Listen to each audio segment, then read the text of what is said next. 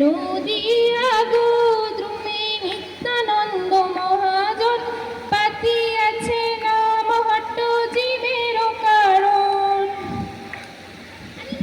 কি করছো কি করছো? ওঠো ওঠো ওঠো, এখানে বসবে না। কেন ভাই, কি হলো? এতদিন তো আমি তোমার পাশেই বসে এসেছিলাম, আজ আবার হঠাৎ করে কি হলো? বলছি বলছি সব বলছি। তা তোমাদের আরেকজন কোথায়? আছে আছে, ওই ভাই তাড়াতাড়ি আয় রে। তা কি হচ্ছে শুনি? এই একটু আলু বাঁধাকপির সবজি বানাচ্ছিলাম। বাহ বাহ বাহ বাহ, আলু বাঁধাকপি? হ্যাঁ, আলু বাঁধাকপি। তোমাদের দুজনের সাথে না আমার একটু দরকারি কথা আছে।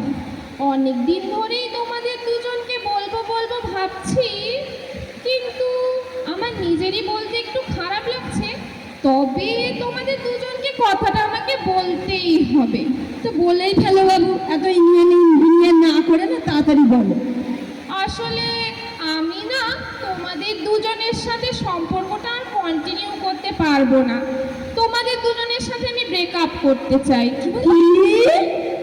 কেন শুনতে পাওনি? আমি বললাম I want to break up with you. হ্যাঁ, দেখ ভাই, অবস্থা দেখ। এতদিন তুমি ব্রেকফাস্টে, লাঞ্চে, ডিনারে সব সময় আমাকে খেতে, তুমি তোমার মাকে বলতে মাটনে দাও, চিকেনে দাও, আমাকে বেশ স্লাইস করে করে রসিয়ে রসিয়ে খেতে। আর এখন তুমি আমাকে ভুলে গেলে? আমি মানছি একটা সময় তোমাকে ছাড়া আমার চলতো না, কিন্তু এখন আমি তোমাকে আমার সাথে রাখতে পারবো না। আর ভাই তোমাকেও না, কিছু মনে করো না যেন। কেন কেন, মনে তো করবই। আর তাছাড়া রোজ রোজ তুমি আমাকে ছাড়া তুমি তোমার ভাত ডাল খেতে পারবে? ফ্লেভার কোথা থেকে আসবে? ফ্লেভার?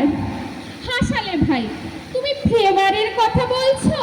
তোমাদের দুজনের জন্য আমার খাবারের ফ্লেভারের তো পুরো 12টাই বেজে গেছে। ভাই বল রে, তোকে রোজ সকালবেলা খেত কাঁচা কাঁচা, সেটাও ভুলে গেছে। সকালবেলা কাঁচা খেতে, মুড়ির সাথে চিবিয়ে খেতে, ইমিউনিটি বাড়বে বলে খেয়েছো। নাহলে মনে আছে কোভিডের টাইমে কবে আমাকে ছাড়া পটল দিয়ে দিতে? হ্যাঁ, টপকে যেত। আরে শোনো শোনো, থামো থামো। এই যে তুমি একটু আগে খাবারের ফ্লেভারের কথা বললে না, জানো না খাবারের যখন আমি আলুর সবজি বানাই বা একটু শাক বানাই, সেখানে তো শাক বা আলুর কোনো ফ্লেভারই পাই না, কোনো টেস্টই নেই। সেখানে শুধু পেঁয়াজ আর রসুনের গন্ধ। একটু আমি পনির খাবো ভাবি, পনির তো দূরের কথা, শাহি পনির তো আমি একেবারে খাওয়া ছেড়েই দিয়েছি। সেখানে শুধু পেঁয়াজ আর রসুনের গন্ধ, এছাড়া তো কোনো গন্ধই পাই না আমি। ভগবান, কি বলে রে ভাই। শোন শোন, আমার না একটা কথা আছে। মনে হচ্ছে কি, আমার সন্দেহ হচ্ছে ওই যে কয়েকটা লোক ছিল না, ওই লোকগুলো না এর মাথাটা বিগড়িয়ে দিয়েছে। ঠিকই বলেছিস, ওই লোকগুলোই ওর মাথাটা পুরো মগজ ধোলাই করে খেয়ে নিয়েছে। তুমি বুঝেছিস তো? ওই টিসুধারী লোকগুলো, তারপরে গেরুয়াধারী লোকগুলো, মোটা মোটা পাতলা পাতলা কি সব বইগুলো পড়ে, আর দিয়ে আমাদের মাঝখানে কি সব এরকম সৃষ্টি করছে।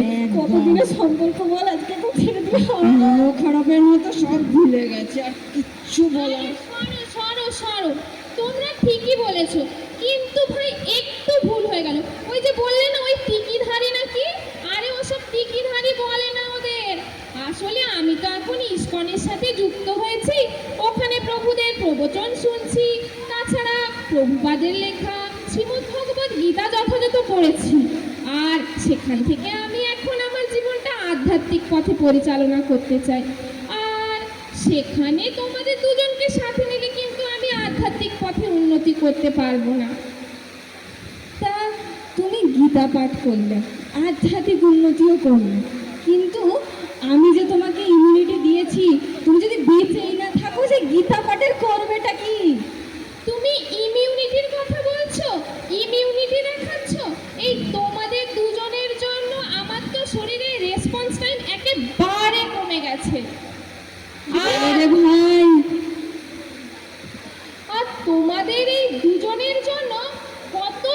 প্রবলেম জানো? এই তোমাকে খেয়ে খেয়ে না আমার শরীরে রক্ত পুরো একদম জল হয়ে গেছে। আর এই তুমি আবার কি এত কথা বলো ভাই? এই তোমার জন্য না তোমাকে খেয়ে খেয়ে আমি যে এত রেগে যাই, তাই আমি ভাবি আমি ছোটবেলা থেকে এত কথাই কথাই রেগে যাই কেন। এখন বুঝতে পেরেছি এই তোমার জন্য আমার যত রাগ। আর এটা কি জানো, ডাক্তারেরা সার্জারির পর এই তোমাদের দুজনকে রুগীর ধারে কাছেও ঘেঁষতে দেয় না। বাজে কথা বলো না, তোমার কোথায় সার্জারি হয়েছে? হ্যাঁ, বাজে কথা না, বাজে কথা না। আমার আমার ভগবানের কৃপায় এখনো কোনো সার্জারি হয়নি বটে, কিন্তু আমি নিশ্চিত এই তোমাদের দুজনকে যদি আমি আমার সাথে রাখি না, তাহলে একদিন আমার অবশ্যই সার্জারি হয়ে যাবে। দেখো ভাই, অত শত জানি না বাবু, সবার মধ্যে না ভালো খারাপ সব গুণ মিশিয়ে থাকে। মানলাম নয়তো আমাদের মধ্যে একটু খারাপ গুণ আছে, তা বলে তোমরা এতদিনের সম্পর্ক তুমি এরকম বাদ দিয়ে দেবে? তুমি একটু খারাপ গুণের কথা বলছো? একটু? তোমাদের দুজনের মধ্যে যা গুণ আছে সবটাই বদগুণ। তোমরা দেশ বিদেশের কোনো খবরের কোনো হিসেব নিকেশ রেখেছো? কোনো পেপার টেপার পড়ো? তাদেরকে আমি বলছি এরা নাকি পড়বে পেপার। তাছাড়া তবুও বলে রাখি, দেখো গিয়ে টাইমস অফ ইন্ডিয়ার পেপারে কি দিয়েছে। সেখানে একেবারেই নিষিদ্ধ করে দিয়েছে পেঁয়াজ আর রসুনের কথা।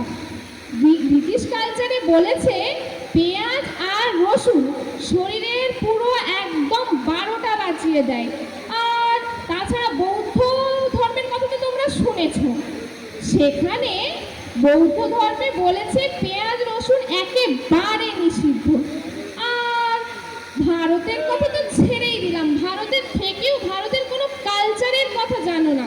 আর জানো না বলেই তো তোমাদের এই পোশাক আশাকের যা দেখো দেখো, পোশাক আশাক নিয়ে কিছু বলবে না কিন্তু, বলে দিচ্ছি সব কিছুর একটা সম্মানের ব্যাপার আছে।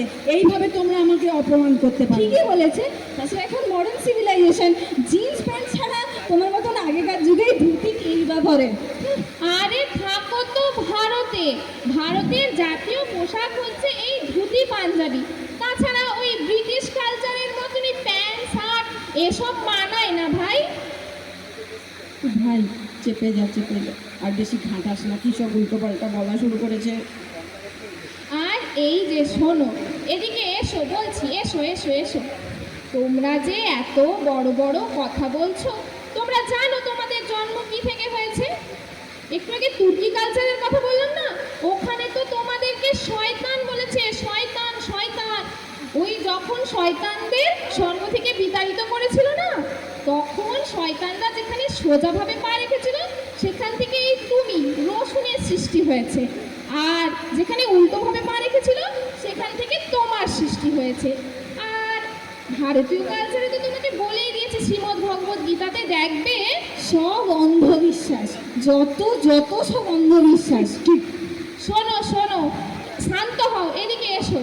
শ্রীমদ্ ভগবত গীতাতে বলেই দিয়েছে, যখন সমুদ্র মন্থন হয়েছিল, রাহু নামে যে রাক্ষস আছে তার রক্ত মাংস থেকে এই তোমাদের দুজনের সৃষ্টি। আর তোমরা কি যেন বলছিলে না, ওই গুণ সুগুণ তোমাদের মধ্যে আছে, ওসব কিচ্ছু না। ওই সমুদ্র মন্থনের সময় ওই একটু আধটু অমৃতের ছিটে ফোঁটা যা তোমাদের গলা অবধি গিয়েছিল, সেখান থেকে ওই একটু আধটু গুণ পেয়েছো, বাকি সবই বদগুণ, বদগুণের ধার একেবারে। এ ভাই, এ ভাই, এ তো মনে হচ্ছে সত্যি সত্যি ব্রেকআপ করবে। এখন আমরা কোথায় যাব বলতো? আর তোমাদেরকে সলা পরামর্শ করতে হবে না, আমি তোমাদেরকে 5 মিনিট টাইম দিচ্ছি। নিজেদের তল্পা গুটিয়ে এখান থেকে যাও তো বাপু, গেট আউট ফ্রম হেয়ার। কোথায় যাই? এতদিন তো এর উপরে ভর করে বসেছিল, এখন কোথায় যাবো বলতো? ওই যে দেখ দেখ, যাদের গলায় মালা নেই, টিকি নেই, ওদের খাঁচি না, বুঝি না। হ্যাঁ হ্যাঁ, ওই আর কি, মানে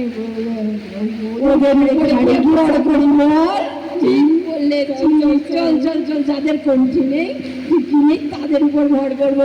ঠিক বলেছিস, চল চল চল চল। আত্মা আহার শুদ্ধ, সত্যশুদ্ধি, সত্যশুদ্ধ ধ্রুবাশ্রুতি, স্মৃতিলব্ধে সর্বগ্রন্থিনাং বিপ্রমক্ষ। তাই সুধী ভক্তগণ, আমরা যদি আমাদের আধ্যাত্মিক পথে উন্নতি করতে চাই, তবে সবার আগে আমাদের আহারের উন্নতি করতে হবে। আর সর্বশ্রেষ্ঠ আহার হচ্ছে কৃষ্ণপ্রসাদ। তাই ভক্তবৃন্দ, আপনারাও যদি আপনাদের নিজেদের জীবনকে ভক্তিপথে পরিচালনা করতে চান, আধ্যাত্মিক পথে নিজেদের জীবনের উন্নতি করতে চান, তাহলে সেক্ষেত্রে আপনাদের বলবো সর্বশ্রেষ্ঠ প্রসাদ হচ্ছে কৃষ্ণপ্রসাদ। আপনারা কৃষ্ণপ্রসাদ গ্রহণ করুন আর নিজেদের আধ্যাত্মিক চেতনার উন্নতি ঘটান। হরে কৃষ্ণ।